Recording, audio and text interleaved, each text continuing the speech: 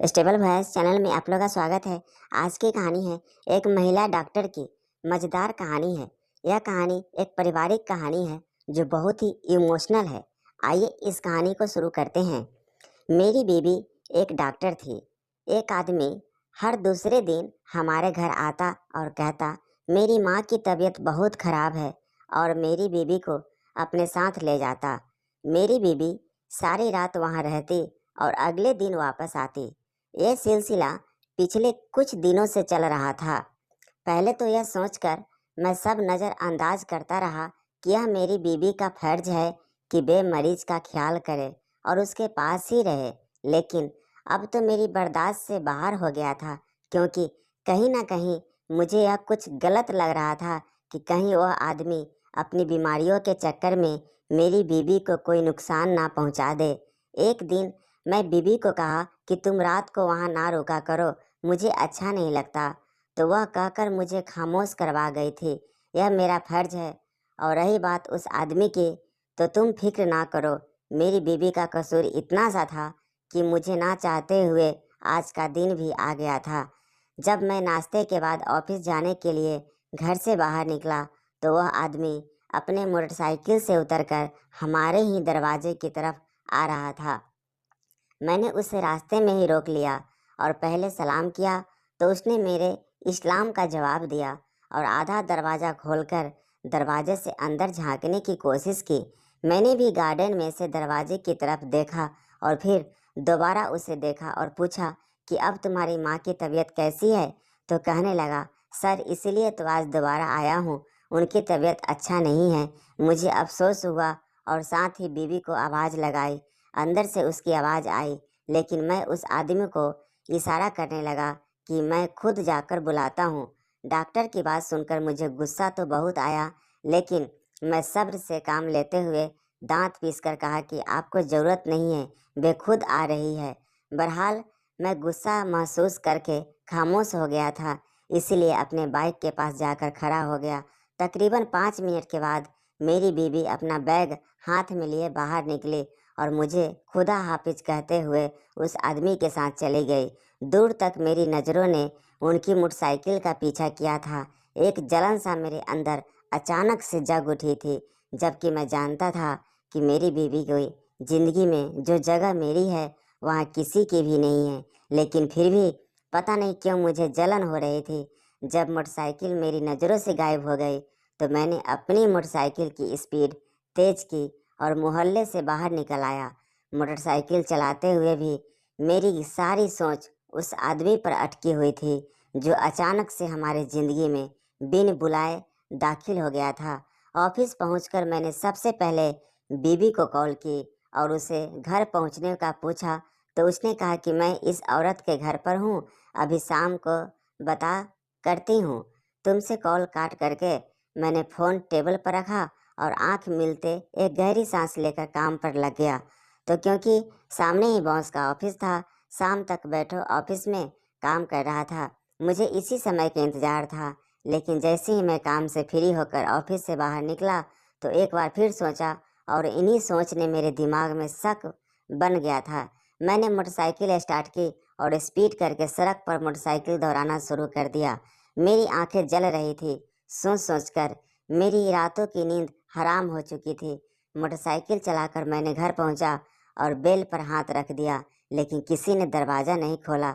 मतलब यह अभी तक घर नहीं आई थी। गुस्से से मैं दूसरी चाबी का ताला खोला और बिस्तर के अंदर जाकर बैग टेबल पर रख दिया और किचन में जाकर फिर से पानी की बोतल निकालकर मुंह को लगाकर सारी बोतल पानी पीकर मेरा गुस्सा थोड़ा कम हुआ। तो मैं एक बार फिर से बीवी को कॉल की। पहले ही रिंग पर फ़ोन उठा चुकी थी। फ़ोन उठाते ही सवाल किया, पूछा कि कब तक घर आओगी। तो वह बोले कि सुबह तक आऊँगी, हालात ख़राब है। इससे पहले मैं उससे कुछ कहता हूँ, फ़ोन रख चुकी थी। मैंने फ़ोन वहीं टेबल पर रखा और खुद वहीं कुर्सी पर बैठ गया। अगर मुझे उस लड़के के घर का पता होता, तो मैं अब तक उसे वहाँ से ले आ चुका होता। लेकिन ऐसा करना भी मुझे सही नहीं लग रहा था, क्योंकि मेरी बीवी डॉक्टर थी। ऐसे उसे किसी भी मरीज के घर से बहुत अजीब लगता। वैसे भी मैं बाकी लड़कियों की तरह नहीं थी। मैं बहुत देर तक वहीं बैठा भी मकसद मेज को घूरता रहा। फिर जब भूख का एहसास हुआ तो मैं उठा और खाना गर्म करके प्लेट में दाल ले आया। खाने के बाद मैंने सोचा कि अब बीवी तो घर पर नहीं है तो टीवी देख लूं, लेकिन पहले न्यूज़ सुनकर मेरे दिमाग खराब हो गया था। शहर में रोज रोज होते अजीब घटना ने पूरे शहर को अजीब से खौफ में लपेट लिया था। परेशानी से मैंने एक बार फिर अपनी बीवी को कॉल किया तो अब की बार उसका नंबर बंद जा रहा था। इस तरह मैंने कई बार उससे कॉल की, लेकिन जवाब नहीं आया। मैंने फ़ोन को मेज पर रखा और कुर्सी पर टेक लगाकर बैठ गया। पता नहीं वह अचानक से कहाँ गई। ना ही उसका कोई अता पता है और ना ही इससे पहले कभी देखा था। कहीं मेरी बीवी को कोई नुकसान न पहुँचे। मैं उसे कल ही मना करूँगा। उस आदमी के साथ जाने के लिए मैं पूरी रात इस कुर्सी पर बैठा रहा और वहीं सो गया। पूरी रात गुजरने के बाद सुबह जब दरवाजे पर दस्तक हुई तो मैं दुख के साथ उठा और दरवाज़ा खोला तो सामने ही मेरी बीवी खड़ी थी। लेकिन मैंने खामोश निगाहों से देखा और अंदर आ गया। मैं भी दरवाजे बंद करके अंदर आए, अपना बैग टेबल पर रखा और कुर्सी पर ही बैठ गए। तुम अब उस आदमी के साथ उसके घर नहीं जाओगे? मैं खड़े खड़े उसकी बंद आंखों को देखकर कहा तो उसने बंद आंखों से ही जवाब दिया कि हमारी इसे ज़रूरी है, पहले ही बात हो चुकी है, उसकी माँ बीमार है। मैं कह रहा हूँ ना कि तुम नहीं जाओगे। अब वह अपनी माँ को अस्पताल लेकर जाया करेगा। उसके सामने बैठते हुए मैं बोला तो अब की बात आंखें खोलकर बैठे हुए थे। जोर से निकले बाल उस वक्त मुझे जहर लग रहे थे। तुम चाहते क्या हो? हाँ, मैं यह काम करना छोड़ दूँ और घर में निकम्मा होकर बैठ जाऊँ? मेरी डिग्री किसी काम की नहीं रहेगी, यही चाहते हो आप? मैंने कब कहा कि तुम यह नौकरी छोड़ दो? तुम करो ये काम, लेकिन उस आदमी के घर पर मत जाया करो। मुझे तुम्हारा उसके घर जाना या रुकना बिल्कुल भी पसंद नहीं। मेरी बीवी कहने लगी, तुम मुझ पर शक कर रहे हो? मुझ पर? मैं जोर से बोली तो मैं चौंक कर उसे देखा। नहीं, मैं तुम पर शक नहीं कर रहा, मैं उस आदमी पर शक कर रहा हूँ और यह मेरा हुक्म है कि तुम अब उस आदमी के साथ नहीं जाओगे। अपनी बात कहता मैं उठा और कमरे की तरफ कदम बढ़ा दिए। अब मेरी बात पर हुक्म नहीं चला सकते, समझे? और ना ही कहीं आने जाने से रोक सकते हो। मैं आज़ाद हूँ, समझे? तुम इतना चेक कर बोली थी कि मुझे उसके लिए जैसे बगावत कर रही थी। मैंने डर से गार्डन खोले और मोदी उसे तथा अस्तर भी लाकर ऑफिस के लिए तैयार होने के लिए कमरे में आ गया। तैयार होकर मैं बिना नाश्ते के घर से बाहर निकल गया। मुझे लगा था कि वह मुझे रोकेगी और नाश्ते के लिए पूछेगी, लेकिन ऐसा नहीं हुआ। अब वह बदल गई थी। कुछ हफ्तों में हमारे बीच एक अलग सा रिश्ता बन चुका था। मैंने गुस्से से मोटरसाइकिल स्टार्ट की और ऑफिस आ गया, लेकिन गुस्सा और भूख की वजह से मैं काम पर ध्यान नहीं दे रहा था और फिर से छुट्टी लेकर मैं बाहर निकला और ऑफिस से दूर एक ढाबे पर नाश्ता करने आ गया। नाश्ते के बाद मैं वहीं बैठ गया और सुबह वाले झगड़ा पर गौर करने लगा। क्या बीबी उस आदमी को जाते देखना उसका उस आदमी के घर जाने के लिए मुझसे झगड़ा की? मैं यह सब बातें सोच रहा था और बगावत की भूख आबना, यह सब एक ही दिन में नहीं हुआ था। फिर यह काम कुछ हफ्तों में तो नहीं हो सकता था। लक्ष्मी उस आदमी से शादी से पहले भी मिलते रहे, सामने ऐसी बातें कर रही थी। शुरू शुरू में तो जो तकलीफ और दारू पीकर वहाँ का चक्कर काटता रहता था, एक सोच खत्म हो गई थी तो दूसरी आ गई थी। जिसे मैं मासूम समझ रहा था वह भी उस आदमी के साथ मिली हुई थी। दोनों ही मिलकर मेरी आंखों में धूल झोंक रहे थे। वह आदमी अपनी माँ की बीमारी का फायदा उठाकर उसे अपने साथ ले जाता। खुदा जाने दोनों के बीच कैसा ताल्लुक है कि जो वह इतना छल कर रही है उसके घर जाने के लिए। उन दोनों को एक साथ जरूर करके ही मेरे बदन में आग लग गई थी, जिसकी वजह से मेरा दिल जल रहा था। दिल में इतनी बड़ी नफरत पैदा हो चुकी थी कि बीवी का नाम दिमाग में आते ही मुझे अजीब सी गाले निकल आते। शाम तक मैं सड़कों पर मोटरसाइकिल दौड़ाते रहा। फिर थक कर मैं घर आ गया। घर के सामने मोटरसाइकिल रोककर मैंने चाबी से दरवाज़ा खोला और अंदर दाखिल हो गया। अंदर कमरे से किसी की नौकर की आवाज़ आ रहे थे। मैं बगैर आवाज़ के कमरे के बाहर खड़ा हो गया और बीवी को देखा। एक कमरे में तन्हा थे और किसी से फ़ोन पर बात कर रहे थे। सुनो, तुम समय को पढ़ते हो ना?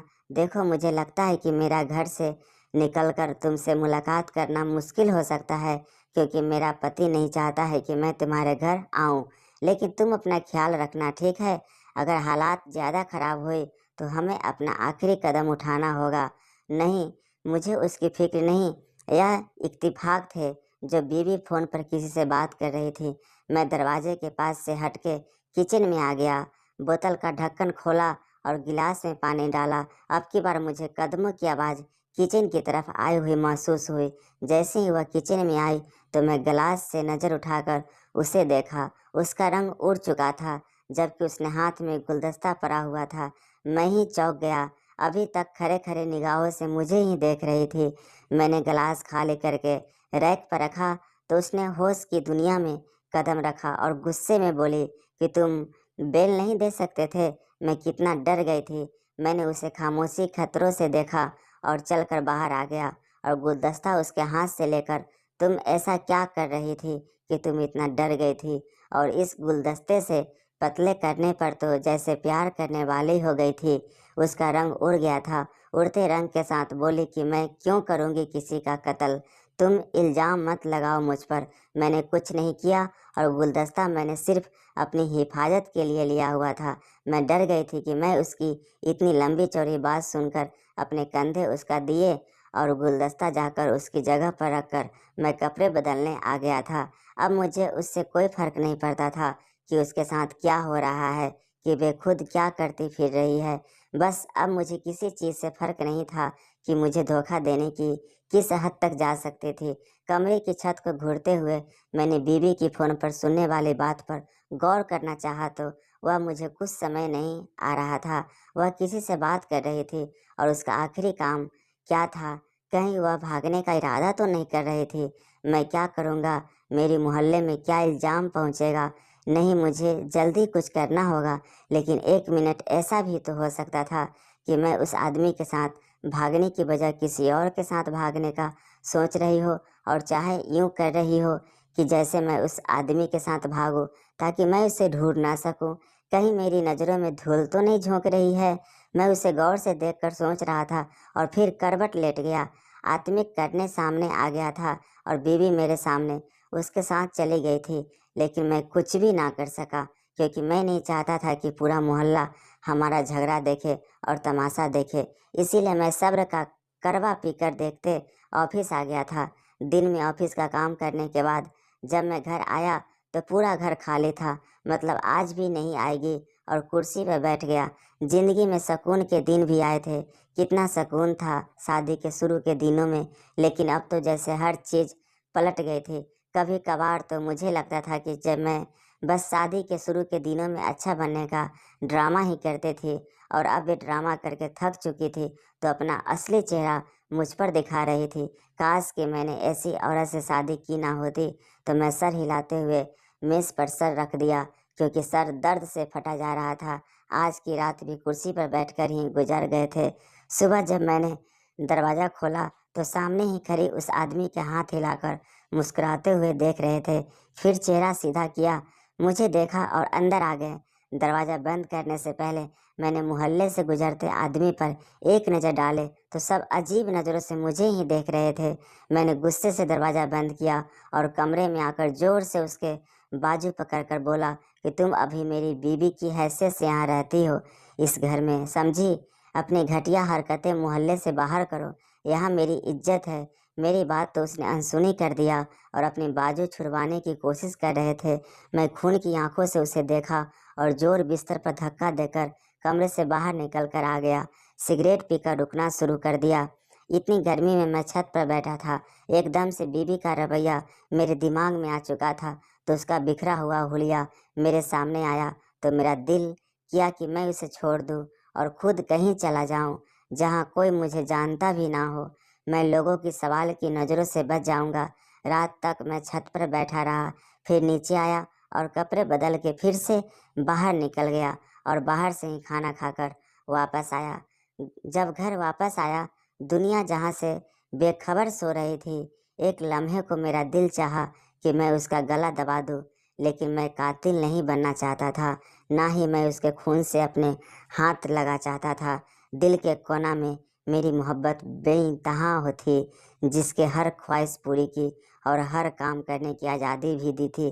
वहीं आंखों में धूल झोंक रहे थे। मैं सोच सोच कर परेशान हो रहा था। यह सोचकर यह मेरा दम घुटने लगा था। मैं साइन को मसलते कमरे से बाहर निकलता और बाहर आकर बैठ गया करके तिवारी मुझ पर तंग होने लगे थे। मैंने बालों की मुट्ठी में ही पोस्ट कर खींचा और चिल्लाना शुरू कर दिया। आंखों में लगातार आंसू टपकने लगे थे। यूं ही सिलसिला कई हफ्तों तक चलता रहा। इस दौरान मेरे और मेरी बीवी की तबीयत खतरनाक हद तक खराब हो चुके थे। अब तो यह आलम था कि एक ही घर में रहते हुए हम दोनों एक दूसरे की शक्ल देखना भी गवारा नहीं करते। मैं अपनी मर्जी से आई हूँ और अपनी मर्जी से जाती थी। मुझे इजाज़त लेना भी मैं भूल चुकी थी। एक रोज़ किसी की बातों में मुझे बताए कि जो आदमी मेरे घर आता है उसकी माँ को मरे हुए 5 साल हो चुके थे। उस आदमी की बात सुनकर तो मैं हैरत में पड़ चुका था और मैं उसके साथ में से ज़रूरी काम कहकर दुकान से बाहर निकला और घर आ गया। आज भी बीवी उस आदमी के घर पर थे। सब जान के मेरा दिमाग खराब हो चुका था। आखिर उस आदमी ने झूठ क्यों बोला कि उसकी माँ की तबीयत खराब है? आखिर उस आदमी के झूठ बोलने का मकसद क्या था? कहीं यह दोनों किसी गलत काम में तो नहीं, या फिर वाकई में कहीं भागने तो नहीं वाले हैं? बीवी के भागने का सोचकर ही मेरे चेहरे पर पसीने छूटने लगे थे। मैंने मुंह पर आया पसीना साफ किया और मोबाइल जेब से निकालकर मैंने बीवी को फिर कॉल की। उसका नंबर बंद था। गुस्से से मैंने फ़ोन बंद कर दिया और घर से बाहर निकलकर गली में आकर बैठ गया। रात भर मैं गली में बैठा रहा। फिर सुबह उठकर मैं घर के अंदर आकर बैठ गया। थोड़ी देर गुजरी थी तो बीवी घर आ गई और घर के अंदर दाखिल हुई। मैं भी पीछे पीछे कमरे में दाखिल हुआ और उसे देखकर अपने कपड़े निकालकर बाथरूम में गई और फिर 5 मिनट बाद वापस आकर बाल बनाने लग गई। मैंने उसे देखा और पूछा कि तुम अब कहाँ जा रही हो?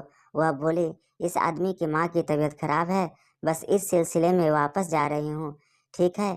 बीवी की बात तो मुझे शक में डाल दिया था। उसके हालात देखकर मुझे यही लगा था कि शायद भागने की तैयारी कर रही है। एकदम से मुझे मेरे इधर उधर खट्टे की घंटी बजाने सुनाई दे रही थी। जब वह घर से बाहर निकलकर थोड़ी दूर चली गई तो मैं भी उसके पीछे ही अपनी मोटरसाइकिल लेकर निकल आया। दोनों मोटरसाइकिल आगे पीछे एक ही स्पीड से चल रही थी। थोड़ी सफ़र के बाद जब अगली वाली मोटरसाइकिल रुकी तो मैंने भी अपनी मोटरसाइकिल थोड़ी दूर खड़े हो गए रहे थे। मैं भी उनके पीछे पीछे मकान में दाखिल हुआ और इस मकान में आ गया। दोनों खड़े हुए कि एक दूसरे के सामने कोनी में खड़े होकर बातें करने लगे। बातें, तुमने इसे इंजेक्शन लगा दिया है ना? तुम्हें क्या लगता है कि अब यह माँ मर जाएगी? इसे मैं कब से खेल रहा हूँ। अब उस आदमी की बात सुनकर मेरे होश उड़ गए थे। वे मेरी बीवी के बाजी क्यों लगा रहा था? हाँ हाँ, मान जाएगी। वैसे भी जो उसे दिया है उसने अपना असर शुरू कर दिया है। अब ये 3 दिन में मर जाएगी और फिर उसकी सारी जायदाद तुम्हारे और मेरे हिस्से में आ जाएगी। हाँ बाजी, तुम फिक्र ही नहीं करो, मैं तुम्हें भी बराबर का हिस्सा दूंगा। इससे पहले बात मेरे हाथ से निकल जाते मैंने फ़ौरन पुलिस को कॉल की। थोड़ी देर में पुलिस भी आ चुकी थी। पुलिस कमरे में दाखिल ही मेरी बीवी और आदमी का रंगे हाथ उड़ गया था। आगे पड़ा उस आदमी को जोर से थप्पड़ मारा और उसका गिरबन पकड़ लिया। जल्दी से बताओ कि तुम दोनों क्या कर रहे थे, वरना मैं तुम्हारा बहुत ही बुरा हाल करूँगा। एक थप्पड़ सही। वो आध्यात्मिक तोता की तरह सच सच बोलना शुरू हो गया था। यह मेरी बहन है। मुझे कुछ साल पहले घर वाले ने मेरे लाल की तबीयत की वजह से घर से निकाल दिया था और आपकी शादी पर किसी ने मेरा जिक्र तक नहीं किया, क्योंकि मैं उनके लिए इतना हम नहीं था। घर से निकालने के बाद मैंने उसे लड़की की अपने मोबाइल के झोंके में फंसाया, क्योंकि मैंने कोई नहीं करता था, इसीलिए खाने के लाले पर गए। तब मैंने उससे शादी की। एक रोज़ मैं आपको और बाजी को बाजार में देखा था। फिर मैं एक दिन बाजी के अस्पताल गया और पेज से मदद को कहा। बाजी को शुरू से ही मुझे बहुत मोहब्बत थी, इसीलिए मैं बाजी को रोज़ ले जाता था। बीबी और उसके भाई ने अपना जुर्म कबूल कर लिया, इसीलिए पुलिस ने उन्हें अदालत में पेश किया और उन्हें उम्र कैद की सज़ा सुनाई। जी, लड़की की मेरी बीबी नहीं चाहती है। उसे हमने बच्चा तो लिया था, लेकिन शहर ने उसे लड़की के गुर्दे पर असर किया था, जिसकी वजह से उसे अक्सर सांस लेने में परेशानी हो रही थी। बीवी और उसका भाई जेल में अपने किए की सज़ा काट रहे थे। एक वह लड़की जिसे मोहब्बत की इतनी बड़ी सजा की थी और अपने वजूद के एक हम हिस्से को खो दिया था, और एक मैं जिसने अपनी बीवी से धोखा खाया था। लेकिन वक्त का काम है गुजर जाना, कभी कब्र। यह वक्त भी जख्मों के साथ गुजर गया था। नॉर्मल होने के बाद में भी 1 साल के बाद शादी कर ली थी। अब मैं अपनी ज़िंदगी में बहुत खुश हूँ। मेरी बीवी फार्मा बरदार है और नीक है, इसीलिए बच्चों को लेकर मैं भी बहुत दूर रहता हूँ। लेकिन कहीं न कहीं मैं इस शब्द का बहुत बड़ा होता है। क्या मैंने पुलिस को बुलाकर ठीक किया था, या मुझे बीवी और उसके भाई को उनके घर के सुधारने का एक मौका देना चाहिए था? बीवी के घर वालों ने जिस तरह से अपने बेटे को घर से निकाल दिया था, क्या वह ठीक था? उसके प्यार से उसे समझना चाहिए था। क्या लालच इंसान को इतना अंधा कर देता है कि इंसान अच्छे और बुरे की तमीज़ भूल जाता है? कैसा लगा यह कहानी कमेंट करके ज़रूर बताएं, और आप इस चैनल पे नए हैं तो कृपया इसे लाइक शेयर और सब्सक्राइब कर लीजिए। Thank you.